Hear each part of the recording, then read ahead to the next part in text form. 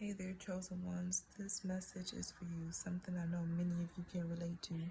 That feeling of being outcast. So this is something the enemy has manipulated for a very long period of time in many of our lives, from childhood all throughout our lives, to make us feel outcast from family, from peers, from co-workers, from relationships, parent and child relationships, make us feel outcast within ourselves, questioning ourselves, friction within ourselves.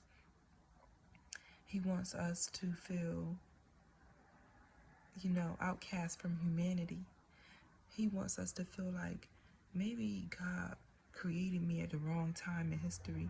Maybe I'm not supposed to be born right now. I'm questioning my existence, questioning my own existence. This is what the enemy wants. He wants us to give up on humanity completely, because he doesn't want us to be content.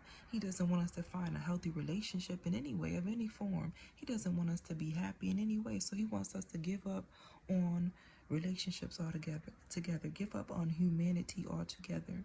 He wants us to feel like, guarded at all times. He wants us to feel just reserved at all times, where we do not let our guard down and smile and relax and let someone in. So he continues to bombard us with his agents, gathering together to come at us with different tactics, different tests, to take us down, to break our spirits, to make us give up on humanity, make us forget that there is a God, make us forget that just as he uses people, God is using people. He don't want us chosen ones to come together, to unite, to fellowship. He doesn't want that. He's going to try to discourage that in every way. He wants to surround us with his agents, so that when we do come across a chosen one, when we do come across a righteous one, we will be too blinded to even see them, too blinded to even give them a chance, because we're so guarded, we're so bruised and broken from all the tactics and the tests that he's thrown our way.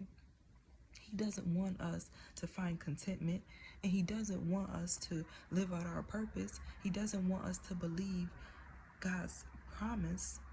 So he wants us to obviously commit suicide, to obviously turn against God, to obviously not have any kind of healthy relationship. Also, he doesn't want us to deliver people from dysfunction. He doesn't want us to deliver people from slavery. That slavery of, the world. I have to do what the world does. Oh, it's not you. If something bad happens to someone, it's your fault. It's this person. This is society's thinking. It's this person's fault because they need to have thicker skin, instead of, no, we need to change as a people. We need to have softer hearts. So the enemy wants us to think that,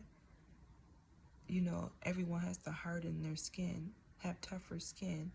The enemy wants us to feel like, everyone has to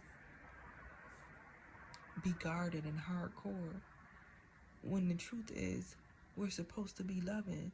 What does Galatians 5:22 says? The fruit of the Spirit is love, joy, kindness, righteousness. God wants us to do these things. That's freedom. That's freedom. How much more difficult, how much more heavy is it to walk around being guarded? And this is for myself as well. Because of the tactics, because of the, heavy hardship, the heavy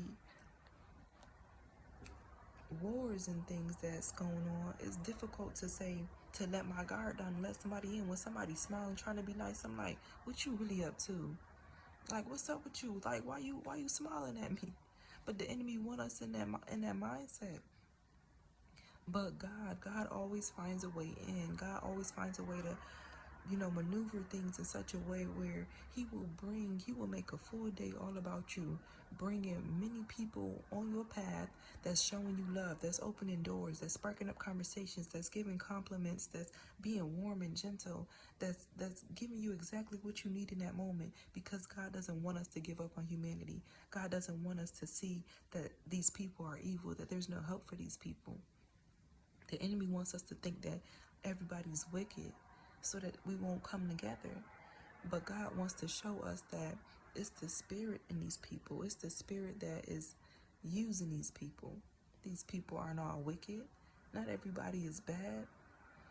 So I just pray that we all,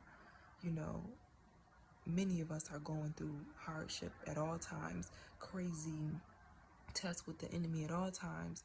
But I just want us to be mindful that there are still good people out there. I don't want us to get too guarded where we pushing everybody away. And I'm saying us because this is definitely for myself as well.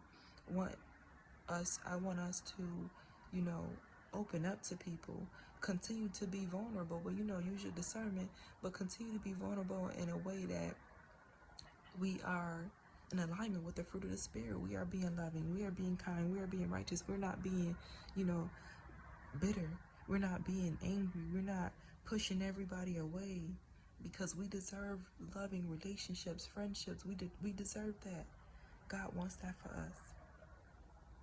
So continue using your discernment, but also continue letting love lead so that we can pull in good relationships, healthy relationships, love that is reciprocated.